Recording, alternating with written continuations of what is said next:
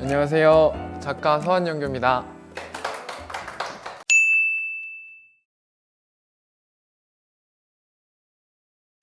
제가 시민의 중력을 가지고서 말하거나 글을 써야 될 때는 서한영규라는 이름으로 컬럼을 쓰거나 산문을 쓰거나 번역 같은 일들을 하고 있고요.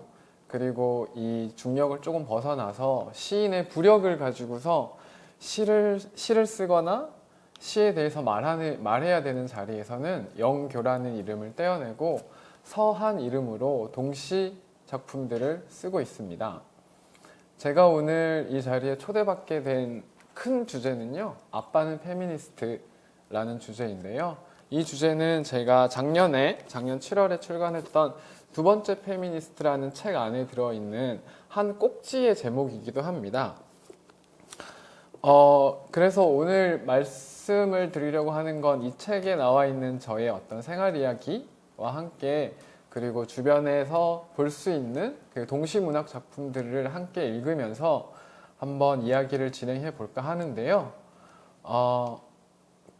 우선은 제가 여기 화면에서 아빠라는 이런 글자를 첫 번째 장으로 이렇게 펼쳐 놓았는데요. 제가 이 모든 것은 제가 아빠라는 이름을 가지게 되면서부터 시작된 이야기여서 그렇습니다. 제가 지금 아이를 임신하고 출산하고 키운 지 지금 5년 차가 되었는데요. 이렇게 5년 차가 되어 가면서 처음으로 제가 아빠라는 이름을 가지게 되었던 어떤 임신을 했던 그 순간에 저희 짝꿍과 함께 제가 그 아빠가 되기 위한 혹은 또 엄마가 되기 위한 준비 과정을 거쳤는데요. 이 준비 과정을 거치면서 저희가 처음으로 임신했을 때 저희가 되게 놀랐던 점 중 하나가 이 육아와 임신, 출산, 양육에 대해서 사실은 너무 모르고 있었다는 사실이었어요. 어떻게 이렇게 모를 수가 있을까 싶을 정도로 정말 모르고 있더라고요. 이 주변에서 아이를 키우는 걸 직접 목격한 적도 없고, 그리고 가까운 이웃들 중에 이 아이를 키우고 있는 그런 주변 이웃들도 많이 없었어요. 그리고 접근할 수 있는 그런 기회도 많이 없었고요. 그렇다 보니까 이 아이를 키운다는 것, 그리고 임신과 출산과 양육의 과정을 거친다는 것에 대해서 조금 조언과 어떤 다른 이야기들이 필요해서 저희 주변 어떤 친구들, 후배들, 선배들, 그리고 어른들을 만나면서 엄청 많이 돌아다녔어요. 아이는 어떻게 키워야 되는지, 출산의 과정은 어떤지, 출산 이후의 과정은 또 어떠한지에 대한 이야기들을, 주변 인터뷰들을 굉장히 많이 들으면서 저희가 공통적으로 들었던 이야기들이 한 두 가지 정도가 있는데요. 그중 첫 번째가 이 모유 수유에 관한 이야기였어요. 저는 모유 수유가 정말 엄마와 아이가 교감하는 가장 아름답고 황홀한 그런 순간으로만 생각을 하고 있었는데, 사실은 아이가 나오면 30분에 한 번씩 모유 수유를 해야 된다고 하더라고요. 그렇다가 아이 배꼽이가 점점 커지면 40분, 50분, 1시간, 1시간 반, 2시간 이렇게 점차 늘어나는데, 이 과정이 하루 이틀, 일주일, 2주일이 아니라 한두 달이 아니라 거의 1년 내내 그런 모유 수유의 과정을 거쳐야 된다는 게 사실 저희 짝꿍과 저한테는 좀 놀라운 일들 중 하나였어요. 근데 이제 모유 수유의 과정에서 이제 손목 관절이라던가 목 관절, 허리 관절이라던가 이런 관절들이 굉장히 안 좋아진다는 얘기도 굉장히 많이 들었었고요.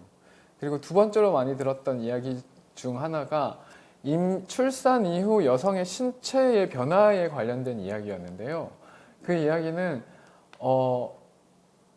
저는 예전에 어떻게 알고 있었냐면 저희 엄마들이나 할머니들은 출산 이후에 3, 4일 뒤면 밭일 하러 나가고 집안일 하고, 그래서 이렇게 신체를 회복해 나가는 그 과정이 그렇게 길지 않고 금방금방 회복하는구나 라고 생각을 하고 있었는데, 실제로 주변 사람들 만나면서 얘기를 들어보니까 그게 아니라 정말 어떠한 선배의 말에 의하면 교통사고 직후의 신체 상태와 같다. 그리고 실제로 계단 내려가는 거, 그리고 심지어 아주 작은 이 머그잔이나 텀블러 드는 것조차 이게 힘겹고 손 모든 관절이 다 쑤시고 엄청난 신체의 변화를 겪는다고 하더라고요. 그래서 그 이야기를 듣고서 저희는 조금 놀라기도 하고, 아, 여기에 대해서 우리가 준비를 좀 해야겠다 하는 생각이 들어서 짝꿍과 저는 한 가지 약속을 했는데요. 그 약속이 뭐냐면, 저희 짝꿍은 출산 이후에 아이가 나오면 100일 동안은 오로지 모유 수유와 산후조리에만 이렇게 집중을 하고, 그 나머지 일들, 집안 살림이라던가 가사 일들이라던가 이런 일들은 제가 다 맡아보기로 하겠다 라고 이렇게 약속을 하고서 이렇게 아이를 낳을 준비를 해왔습니다.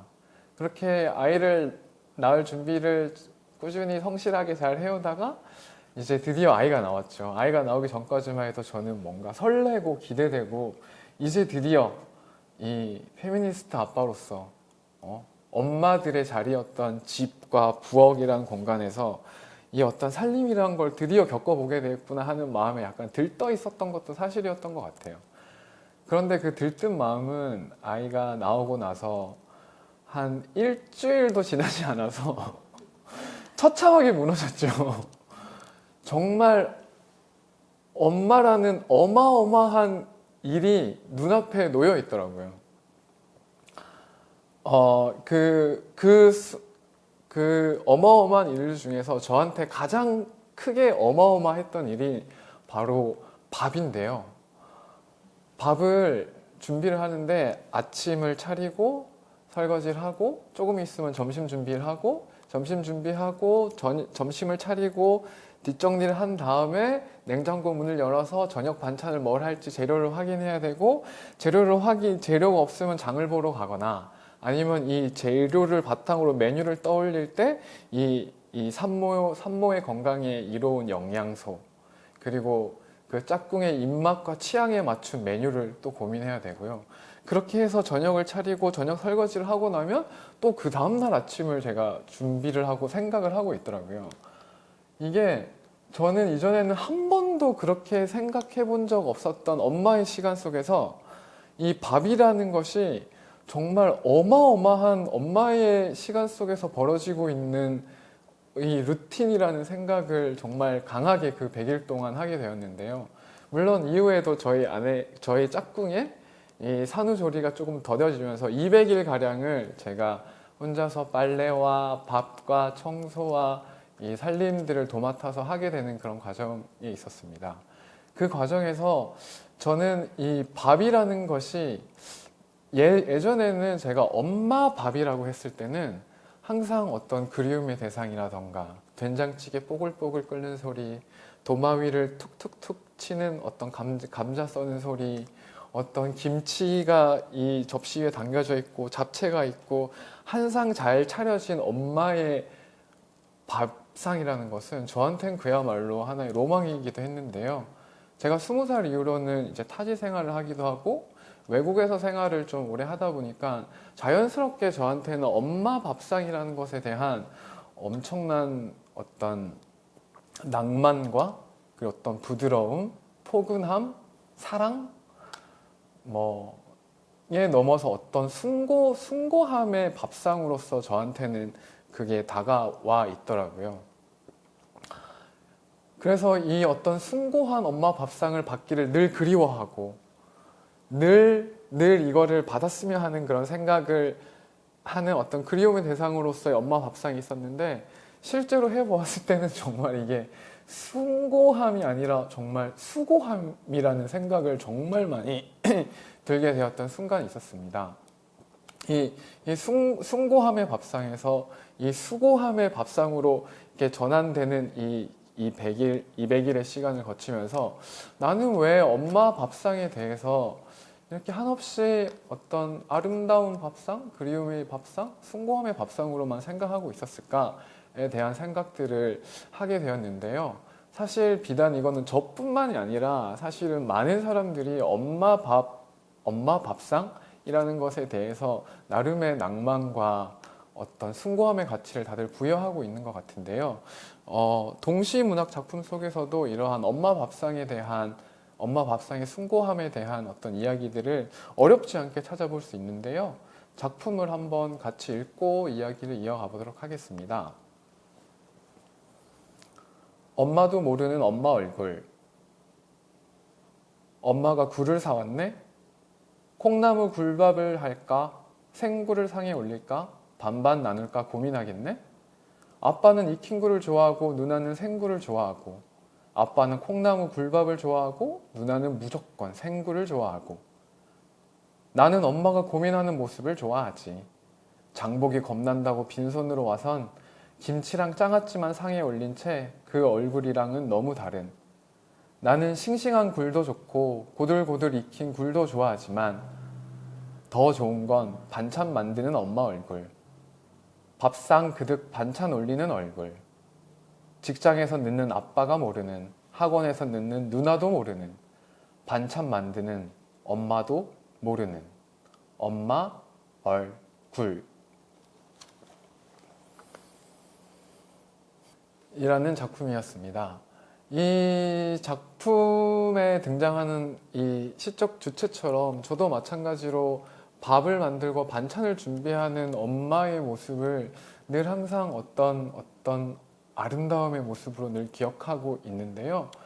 여기 작품에서는 이 엄마의 얼굴은 반찬을 준비하고 밥상에 반찬을 올리는 과정을 옆에서 지켜보고 있는 시적 주체가 엄마의 얼굴을 굉장히 생굴생굴한 엄마의 표정으로 이렇게 여기고 있습니다.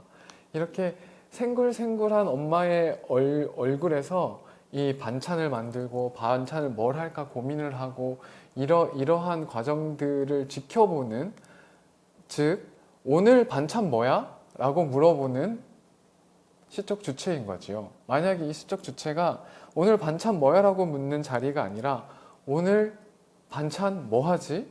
라고 묻는 그런 시적 주체의 자리였다면 이런 작품이 아니라 조금 다른 작품이 나왔을 거라고 생각합니다. 저는 늘 항상 이렇게 밥을 만드는 엄마의 모습들을 떠올리면서 한결같이 어떤 숭고함의 엄마의 모습을 떠올렸는데요. 이것의 이면에는 어떤 수고로운 표정이 아니라 굉장히 수고로운 엄마의 표정도 이 밥상에는 함께 같이 있는데요. 다음 작품을 한번 같이 보겠습니다. 돌고래 엄마. 돌고래는 한쪽 눈만 감고 한쪽 뇌만 잠든 채 나머지는 깨어 잔대요. 두 눈 다 감고 정신없이 잠들어 버리면 숨 쉬는 걸 잊기 때문이래요. 피곤해 지쳐 잠들었던 엄마. 늦게 들어오는 형 소리에 화들짝 깨어 간식 챙겨주고 다시 누워 잠드는가 했더니 아빠 오시는 소리에 또다시 벌떡 일어나요. 엄마 잠은 돌고래 잠, 밥만 자는 돌고래 잠. 바닷속인 듯 엄마는 자꾸 몸을 뒤채요.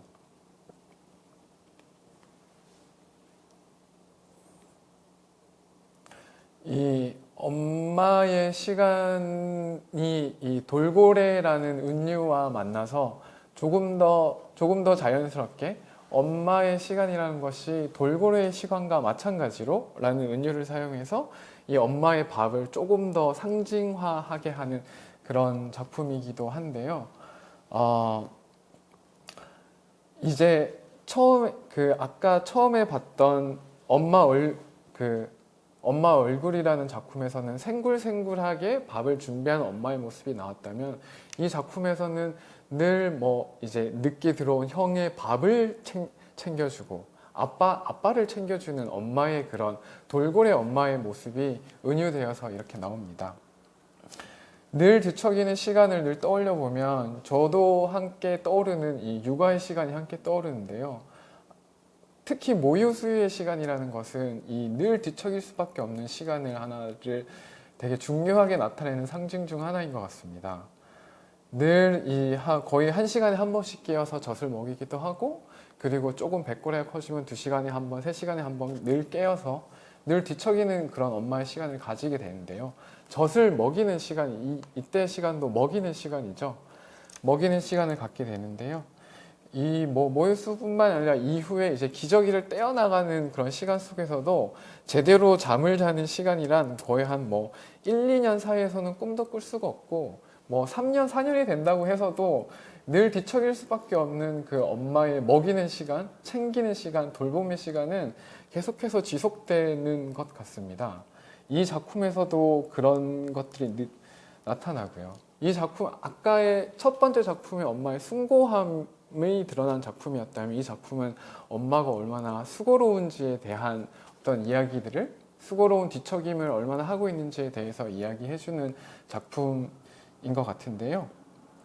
이렇게 그림자처럼 잘 보이진 않지만 그 엄마의 수고로움의 시간이 결국에는 이 돌고래라는 은유를 만나서 이게 하나의 엄마라면 자연스럽게 마땅히 해야 되는, 또 견뎌야 되는 그런 시간으로서 또 하나 이 작품이 드러나기도 하지요.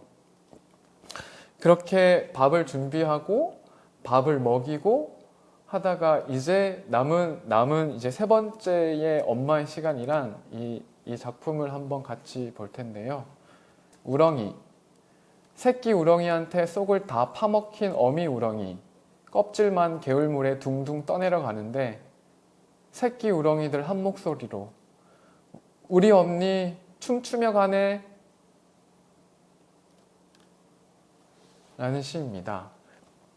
그리고 밥을 준비하고 밥을 먹이고 밥으로 먹히는 엄마의 이런 시간 속에서 엄마의 엄마의 가치라는 것은 늘 항상 수고로움의 가치보다는 하나의 어떤 희생과 헌신과 사랑이라는 가치로서 오히려 그 엄마라는 상징을 둘러싸고 있는 것 같은데요. 이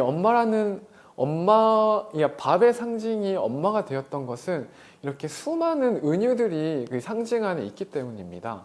문학에서는 이 상징은 은유들의 종합이라는 말도 있거든요. 여기서 이 작품들에서 등장했던 엄마 은유들을 살펴보면 밥을 먹이는 생굴생굴한 엄마의 얼굴이 있고요. 그리고 이렇게 우렁이처럼 자기를 다 퍼내주는 그런 우렁이 엄마가 있고요.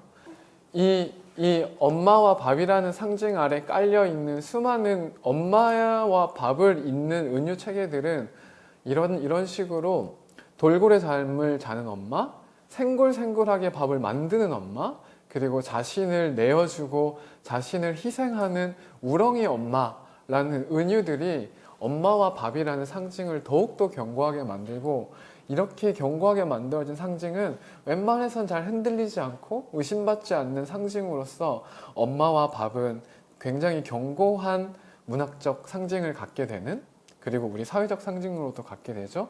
이렇게 갖게 되는 것이라고 할 수 있는데요. 이렇게 보이지 않는, 잘 드러나지 않는 엄마의 가치들을 그러니까 보이지 않는 엄마의 이 수고로움을 이반 일리치라는 사회학자는 그림자 노동이라는 개념으로 설명합니다. 이 그림자 노동은 임금 노동을 하려면 박탈되어야 하지만 그림자 노동은 배정받는 것이다. 그림자 노동은 여성을 집안에 가두는 조치이며 가족의 생계에 대한 실질적 기여를 깡그리 무시하는 한편 임금 노동에서도 철저히 배제된다. 여성은 사회의 감상적 연민의 대상이 되고 이러한 감상주의는 산업사회의 활동이 부정하는 가치를 오히려 산업사회가 소중히 여기고 있다고 강변한다 라고 이반 일리치는 이야기를 하는데요. 하나의 분명히 노동으로서 가치를 인정받아야 되는 가사노동, 돌봄노동, 산림노동, 이런 노동의 가치들이 노동의 가치로 실질적인 기여에 대한 가치를 전혀 인정받지 못한 채 하나의 감상적 연민의 대상으로서 엄마의 노동이라는 것은 이 감상적인 사랑, 희생, 헌신과 같은 이런 가치들에 둘러싸여 있는 거죠. 이렇게 둘러싸여 있는 엄마의 있던 그림자 노동이라는 것이 계속 끊임없이 반복되고, 이 반복되는 과정에서 더욱더 엄마와 밥이라는 상징은 아주 견고해지는 것 같습니다.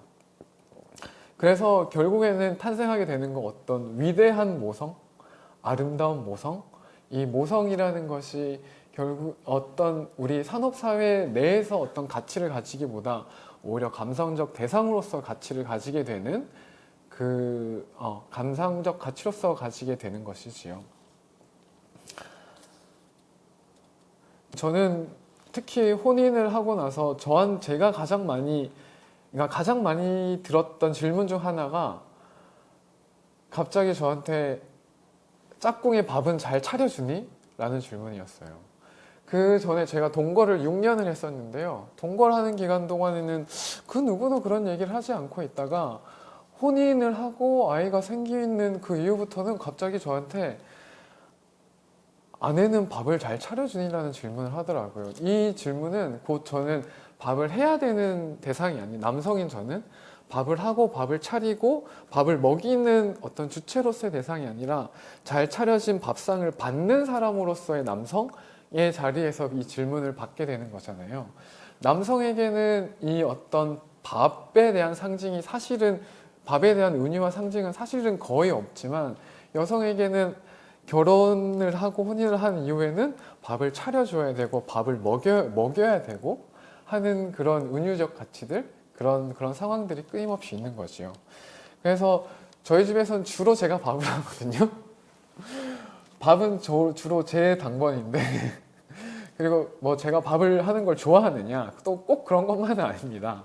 하지만 누군가는 밥을 해야 되고 밥상을 차려야 되는 이 수고로움의 노동을 반드시 해야 되는 거잖아요. 그렇다면은 이것들을 사실은 저희는 좀 적절하게 분배를 하고 있긴 하지만 꼭 이것이 엄마의 밥이라는 상징으로만 포섭될 필요는 없다는 생각을 하게 되었습니다. 그리고 엄마와 밥이라는 상징과 거의 흡사하게 엄마와 집이라는 상징도 굉장히 견고한 상징 체계를 구축하고 있는데요. 그것을 보여줄 수 있는 작품을 하나 같이 보도록 하겠습니다. 집. 칼바람이 불어도 한방눈 쏟아져도 끄떡 없는 집. 엄마 냄새 보듬고 엄마 체온 껴안고 아기들이 포근히 꿈꾸는 집. 지난 가을 엄마가 몸속 거품 다 꺼내 지어준 집. 튼튼하고 따뜻한 집. 나뭇가지에 달린 조그만한 사마귀 알집 이라는 작품입니다. 이 작품에서도 집이라는 공간은 엄마 냄새가 나고 엄마 체온을 느낄 수 있고 엄마에게 포근히 안겨서 뭔가 꿈꾸는 집으로서 이 집은 하나의 엄마의 품으로서의 엄마 품이 하나의 은유가 되어서 집이라는 엄마와 집이라는 상징을 연결하죠. 이 엄마와 밥이라는 상징과 마찬가지로 엄마와 집이라는 상징도 꽤나 오랫동안 여러 미디어와 여러 환경 속에서 엄마와 집이 곧 하나로 겹쳐지는 이러한 상징들을 숱하게 볼 수 있습니다. 사실은 숱하게 볼 수 있고 이 엄마가 그렇다면 이제 엄마가 집 안에서 수행하고 있는 활동이 무엇이냐면 이렇게 이 사마귀 알지처럼 아이를 돌보는 집인 거죠. 아이를 품어주고 튼튼하고 따뜻한 집으로서 어떤 돌봄을 수행하는 집으로서 엄마와 집은 또다시 연결되는 은유 관계를 서로 또 가지게 됩니다. 이어서 다음 작품을 한번 같이 보면요. 염소 가족. 동글동글 아기 염소똥. 사이사이 엄마 염소똥. 아침부터 함께 다녔구나. 작은 머리로 엄마 젖 치받으며. 둥글둥글 아빠 염소똥. 위험해라 벼랑 꼭대기. 저녁까지 혼자 지켰구나. 우뚝한 뿔로 바위도 치받으며. 이 작품 속에서도 이 엄마는 아이를 돌봄을 수행하는 엄마 염소로 은유되고 있습니다. 이 시적 주체는 사실은 이 동글동글한 똥이 놓여있는 자리를 보고서 엄마의 자리, 아빠의 자리를 상상해서 떠올려 쓴 작품인데요. 여기서 이 상상에서 떠올리는 작품들은 이 엄마 똥 사이사이에 있는 아기 똥을 보면서 이 아이를 돌보는 엄마의 자리를 떠올리게 합니다. 이 엄마의 자리는 결국 이게 집이라는 은유 관계를 꼭 형성하게 되는 것이지요. 그렇다면 아빠 염소의 자리를 한번 살펴볼까요? 아빠 염소의 자리는 아주 위험한 벼랑 꼭대기입니다. 그리고 가족을 지켜내는, 그것도 혼자서, 그리고 늦은 저녁까지 이 집 밖에서 혼자서 이 집을 지켜내는 이 위험한 벼랑 꼭대기에 아빠의 자리는 있는 것인데요. 이 아빠의 자리는 어떤 생계를 위한 생존 투쟁의 자리, 노동을 해야 하는 어떤 위험함을 감수해야 되는 어떤 벼랑 꼭대기의 자리로 상정됩니다. 이 상징되는 이 공간에서는 우뚝한 뿔로 바위도 치받아야 하는 어떤 위험천만한, 그리고 어떤 위험을 감수해야 하는 어떤 씩씩하고 용감한 아빠 염소를 묘사하고 있는데요. 이렇게 여성의 그 엄마의 자리를 집으로 두고 아빠의 자리를 집 밖으로 두고 엄마의 자리를 집 안으로 두고 아빠의 자리를 집 밖으로 두고 하게 되는 이 집이라는 상징을 중심으로 안과 밖이 생겨나는 것인데요. 이렇게 안과 밖을 나누기 시작한 것은 사실은 18세기 산업혁명 이후라고 주로들 많이 보여집니다. 18세기 산업혁명 이후에 이전에는 모두가 집을 중심으로 자신의 삶을 갖고 나가는 어떤 삶을 살았다면 18세기 산업혁명 이후로는 이게 사적 노동과 공적 노동이 서로 분리가 되는데요. 남성 아빠가 이제 공장이나 사무실로 나가서 이제 임금을 획득한 돈으로 집에 있는 가족들을 부양해 줄 수 있는 생계 부양 가족 모델이라는 것이 18세기 무렵부터 만들어지기 시작하고, 이 만들어지기 시작한 생계 부양 가족 모델로서의 이 모델은 19세기, 20세기를 거치면서 아동 중심의 철학자인 루소나 페스탈로치나 하는 그런 철학자들에 의해서 엄마의 위대한 모성이라던가 아니면 엄마와 아기가 맺는 관계가 얼마나 중요한지에 대한 어떤 이데올로기가 만들어지고, 그걸 거치면서 교육학, 심리학, 발달학, 심지어 생물학까지도 엄마와 아이가 가지고 있는 어떤 애착관계, 엄마의 목소리가 아이의 정서에 미치는 어떤 심리학적 연구 결과, 이런 수많은 연구 결과들과 실험들에 의해서 엄마와 아이가 이 단독적으로 맺는 이 관계에 대한 어떤 이데올로기와 관념들이 굉장히 많이 생산되고, 이런 결과들이 또 엄마들한테 일방적으로 강요되는 한 200년의 과정들을 거쳐왔는데요. 이런 과정들 속에서 아빠는 집 밖에서 공적 노동을 하는 사람, 엄마는 집 안에서 사적 노동을 수행하는 사람으로서 이 자리라는 게 위치가 됩니다. 이 자리에 따라서 엄마는 집, 밥으로 이어지고요. 아빠는 이제 생계, 노동으로 이어지는 이렇게 서로 분리되는 이 과정이 있었는데요. 이렇게 집 밖으로 밀려나간 혹은 집 밖으로 나가기 시작하게 된 아빠와 집 안에 있는 엄마 사이에서 크고 있는 아이는 아빠를 어떻게 느끼고 있을까요? 이 다음 작품을 보면서 한번 살펴볼까 합니다. 누굴까요?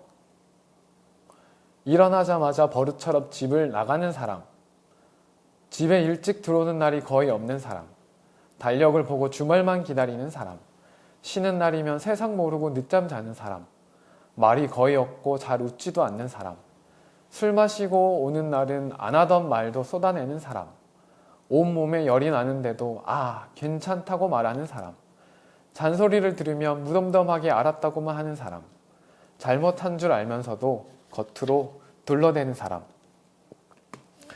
이 노동하고 있는 아빠가 집 안으로 들어왔을 때의 시간이란 것은 낮잠을 자고 쉬고 어떤 집에서의 생활 노동을 하는 것이 아니라 집은 하나의 안식의 공간이자 휴식의 공간이자 어떤 따뜻함의 공간으로서 아빠는 집을 또 그렇게 인식하고 있는 거지요. 이 집에서 자라나고 있는 여기서 나오는 어떤 시적 주체가 바라보고 있는 아빠의 모습은 오늘날에도 제 주변의 모습을 한번 떠올려 보았을 때는 그렇게 크게 다르지 않을 거라는 생각을 많이 하게 되는데요. 물론 요즘에는 많이 달라졌다고 저는 생각을 했지만 실제로 제가 뭐 자료를 찾아보고 주변 인터뷰를 하다 보면 또 전혀 그렇지 않다는 걸 또 다시 확인할 수밖에 없는 그런 상황을 계속해서 맞게 됩니다.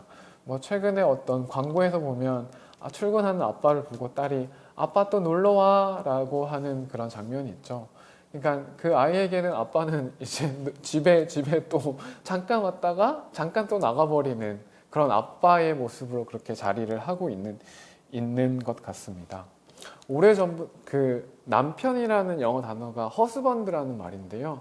허스번드라는 말의 그런 어원을 좀 찾아보면 하우스밴드 그리고 하우스본드, 그러니까 하우스와 연결되어 있고 하우스와 이게 붙어 있는 사람으로서 허스번드라는 말의 어원을 갖습니다.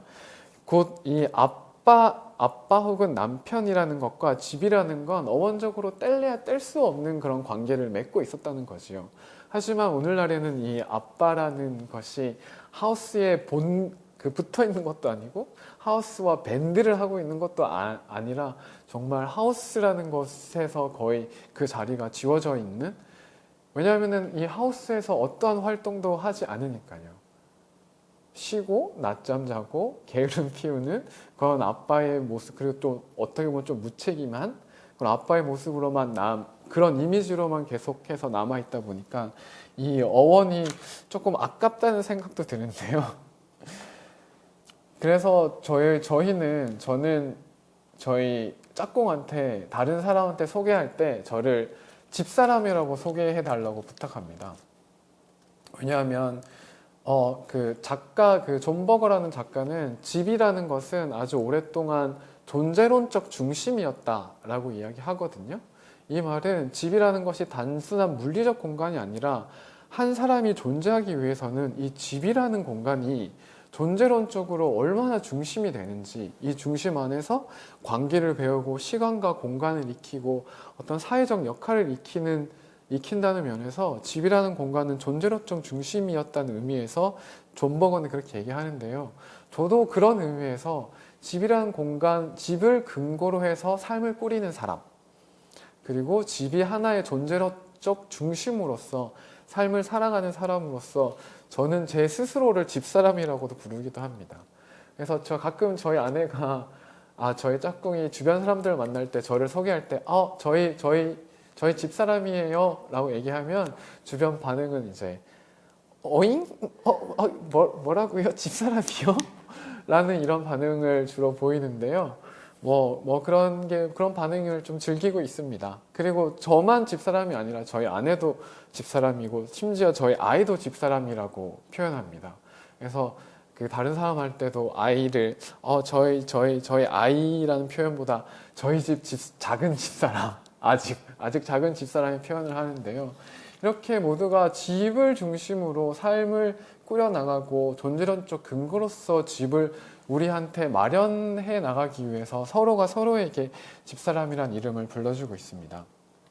이 집사람이라는 이름을, 제가 집사람이라는 이름을 들었을 때 다른 사람들이 어잉 하는 감각판에서 그런 사람들의 감각들은 대부분 보면 기존의 집사람이라는 용어가 이게 집과 밥을 상징하는 엄마의 이름으로 불려져 왔던 오래된 감각 안에 있었기 때문에 여기에 대한 오잉? 이라는 반응을 했던 것 같은데요. 이렇게 아주 오랫동안 우리가 젠더 감각이라고도 표현할 수 있을 텐데, 이렇게 굳어진 감각들을 이 프랑스 철학자 자크 랑시에르는 감각판이라는 개념으로 이렇게 설명을 합니다. 무엇이 보이고 무엇이 들리는가를 결정하는 권력의 질서가 감각판이다. 권력의 구조의 교직 체제로서 감각판은 특정한 것을 보이게 하여 존재 질서에 유입시키는 반면 다른 것은 보이지 않게 하여 존재하지 않게 단정짓는다. 각각의 신체들이 지정 장소에 머무르며 부여된 기능에 충실히 복무하는 것은 기존의 감각판의 짜임 속에 명료하게 기입되는 방식이자 철저하게 예속되는 방식이기도 하다라고 이야기하는데요. 이 랑시르의 말에 좀 빗대어서 보자면은 특정한 것, 그러니까 이 어머니 모성이 가지고 있는 어떤 사랑과 희생과 헌신으로서의 어떤 정서적 가치들을 보이게 해서 엄마라는 존재의 질서 안에 정서적 가치들을 보이게 함으로써 엄마는 이런 것이다 라고 존재하게 하는 것이고, 다른 것들, 그러니까 즉 뭐 그림자 노동 혹은 무임금 가사 노동이라고 하는 엄마의 보이지 않는 이 수고로움의 노동의 가치는 보이지 않게 하여 이 집에서 노동하고 있는 노동자로서의 엄마의 모습은 존재하지 않게 단정짓게 만드는 우리의 아주 오래된 젠더 감각을 형성하는 이 감각판이 있다는 것인데요. 이 감각판은 너무나도 자연스럽고 오랫동안 반복되면서 각각의 신체들이 지정장소라고 하면 이제 집 안과 집 밖이 되겠죠. 집 안과 집 밖에서 부여된 기능, 밥과 돌봄을 하게 되는 집 안사람과 그리고 노동과 생계를 담당하는 집 밖사람으로서 철저하게 고정시키는 역할을 만드는 것이 우리의 감각판이라고 이야기하는 겁니다. 이것을 감각판이라고 이야기하는 것은 우리가 의식을 하기도 이전에 이미 우리의 어떤 감각 속으로, 사회적 무의식적으로 그리고 감각적으로 우리가 이것을 이미 생각하기 이전에 느끼고 있다는 것과 마찬가지인데요. 이렇게 느끼고 있는 이러한 감각판이 오랫동안 반복되고 집 안에서 이런 젠더 감각이 반복되면서 이것을 꾸준히 보아온 아이가 이 엄마와 아빠의 역할이라는 것을 역할놀이를 하게 된다면 어떻게 하게 될까에 대해서 잘 보여주는 작품이 하나가 있는데요. 엄마 아빠 놀이. 우리는 놀이터 구석에 신혼집을 차렸어요. 막대기로 줄을 그어 집을 짓고 동그란 예쁜 창문도 만들었어요. 우리는 금세 아이를 낳아서 비비라고 이름을 지었어요. 나는 모래로 밥 짓고 몸에 좋은 이끼와 풀반찬을 만들었어요. 남편은 벌써 5번 회사에 다녀왔고 5번 식사를 했어요. 나는 남편에게 매일 술만 마신다고 짜증을 냈고 남편은 바가지를 긁는다며 나를 나무랐어요. 남편에게 돈을 달랬더니 남편은 신문지 조각을 주워다 줬어요. 나는 그 돈으로 다시 밥을 하고 우리는 6번째 식사를 했지만 여전히 배가 고팠어요. 비비가 아파 병원에 가야 한다고 말했지만 남편은 배가 고프다며 집으로 가버렸어요. 나는 찢어진 꽃처럼 화가 나서 2발로 신혼집을 무너뜨렸어요. 나는 다시는 누구와도 결혼하지 않을 거예요.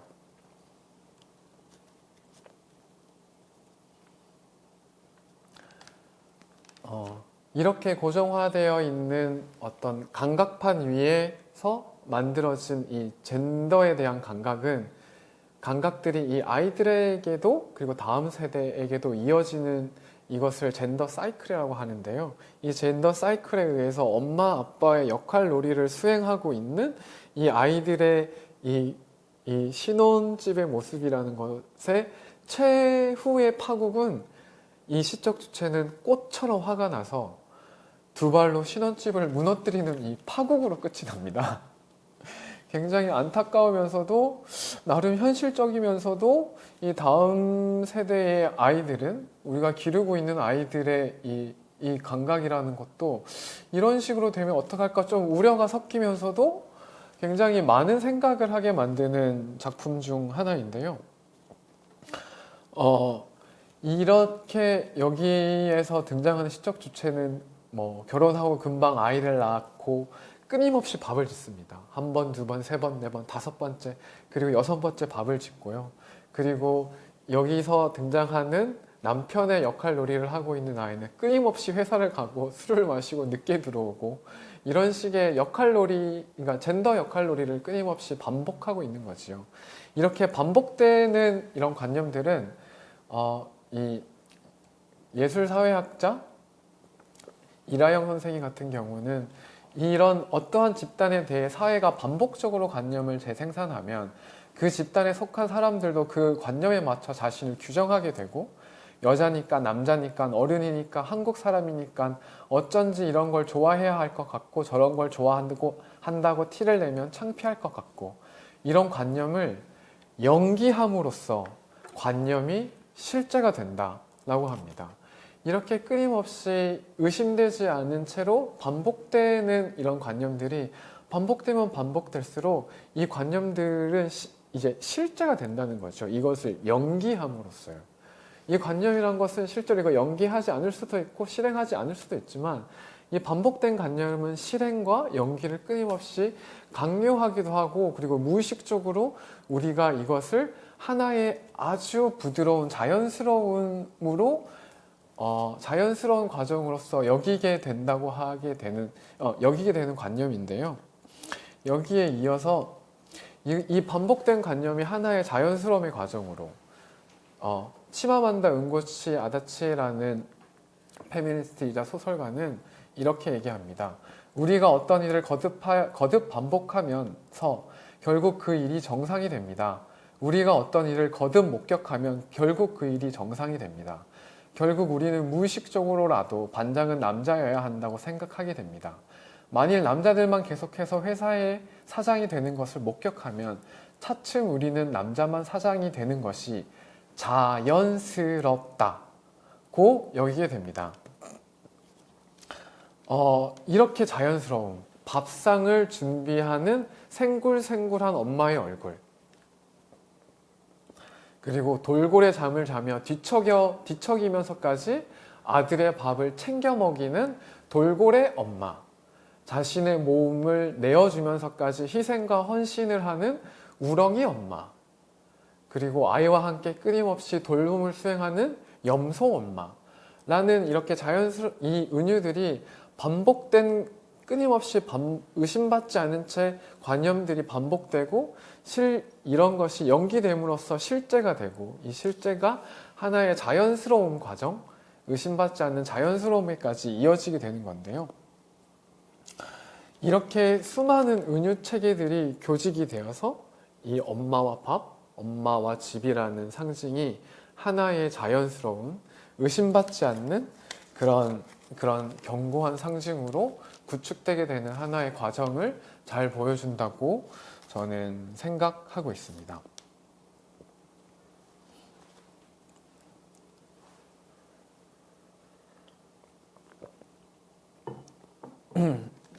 제가 이 너무나도 자연스러운, 그리고 의심받지 않고 도전받지 않는 반복되는 이 관념에 대한 이야기 중 하나로요. 제가 아이를 낳고 나서 밥을 하는 게 좀 부담스럽고 힘이 좀 들다 보니까 저희 어머니의 반찬을 자연스럽게 받게 되었는데요. 이 밑반찬들을 많이 받으면서 엄마 고마워요, 엄마 사랑해요 라는 말을 끊임없이 하게 되었는데요. 그러던 어느 날 문득 여전히 어머니가 보내주신 이 스티로폼에 담겨있는, 냉장되고 냉동되어 있는 밑반찬들을 하나씩 꺼내면서 제가 문득 그런 생각이 들더라고요. 왜 아빠는 반찬을 하지 않지? 왜 아빠는 나한테 반찬을 만들어서 보내주지 않지? 난 왜 아빠 반찬을 그리워하지 않는 거지? 콩조림을 꺼내고 무생채를 꺼내고 김치를 꺼내면서 차츰차츰 그런 생각들이 하나씩 제가 가지고 있었던 이 엄마 반찬이라는 이 사각형의 스티로폼 박스 안에서 이것들을, 제가 가지고 있던 고정관념들, 오래된 반복된 관념들을 꺼내면서 그 생각이 끊임없이 나더라고요. 아빠 반찬, 그래, 나는 왜 당연하게 엄마 반찬을 엄마가 반찬을 만들어서 나에게 보내준다는 걸 왜 너무나도 당연하게 생각하고 있지? 왜 한 번도 의심하지 않았고 너무도 자연스럽게 생각하고 있었지? 라고 생각하면서 그 꺼내진 반찬들을 냉장고에 정리하기도 전에 얼른 전화를 들어서 저희 아버지한테 전화를 걸었습니다. 아버지한테 전화를 걸어서 이제 다시는 엄마의 반찬을 받지 않겠습니다. 아빠가 함께 만든 거라면 받을 테고요. 아빠가 만든 반찬을 저는 받아보고 싶으니 앞으로 저희한테 반찬 보내주지 말아주세요. 라고 아주 정중하고 아주 깊은 존경과 사랑을 담아서 전해서 굉장히 막 위협적으로 하진 않았어요. 사랑과 존경을 담아서 그렇게 연락을 드렸어요. 저희 아버지가 저희는 반찬을 하는 걸 한 번도 본 적이 없거든요. 유일하게 만드는 밥이라는 거는 라면, 그것도 술 먹고 들어와서 자기 해장하려고 끓이는 라면 뿐이었어요.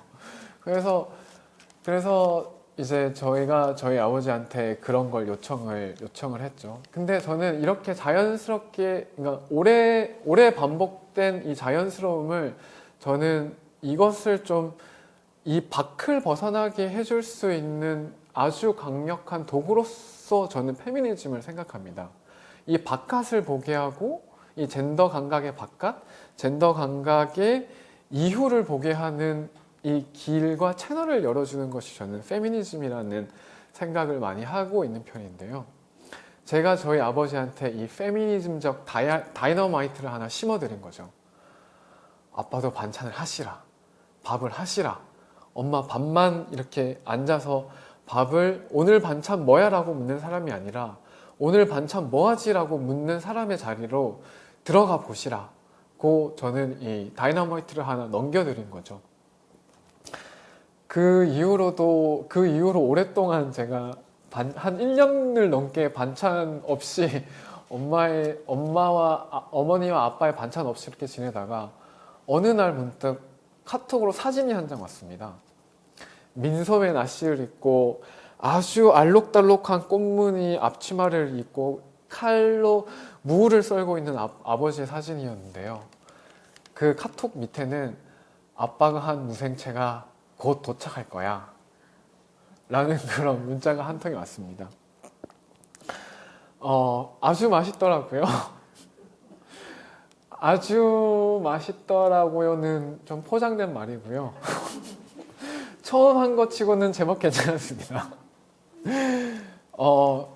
이렇게 아주 오랫동안 반복적으로 고정되어 온 이 자연스러운 감각이 감각 밖에서 이제 저희 아버지도 이제 밥을 하게 될 줄 아는, 그리고 식칼을 들고 도마 앞에서 불 앞에서 요리를 하면서 손자가 먹을 거, 아들이 먹을 거, 며느리가 먹을 것을 떠올리면서 이 돌봄을 수행하는 사람으로서 이 감각으로서 전환하게 되는 순간을 저는 맞이했다고 생각하는데요. 이것이 특히 남성들에게, 그리고 아주 오랫동안 이 젠더 감각을 유지하고 있었던 이 낡은 감각을 바깥을 보게 할 수 있는 되게 유용하면서도 아주 힘있는 상상력이 될 거라고 생각을 하고 있습니다. 이 풍경이, 저희 아버지가 요리를 하고 밑반찬을 만든 이 풍경이 이제는 하나의 아주 자연스러운 풍경으로 남았으면 좋겠다는 생각에서 아직도 그렇게 계속 푸시를 하고 있고요. 이 감각들이 하나의 자연스러운 풍경으로 우리 앞에 어떤 이미지로 남았으면 좋겠습니다. 엄마와 집이 하나의, 엄마와 밥과 집을 은유하는 수많은 이미지들과 은유 체계들이 아니라 아빠와 밥을 은유 관계를 맺게 되는 수많은 이미지들이 탄생하게 되리라고 생각을 하게 되고요. 이 모습들이 하나의 자연스러운 풍경과 이미지로서 자리 잡을 수 있게 되길 기대하면서 1강은 여기서 마치도록 하겠습니다. 고맙습니다.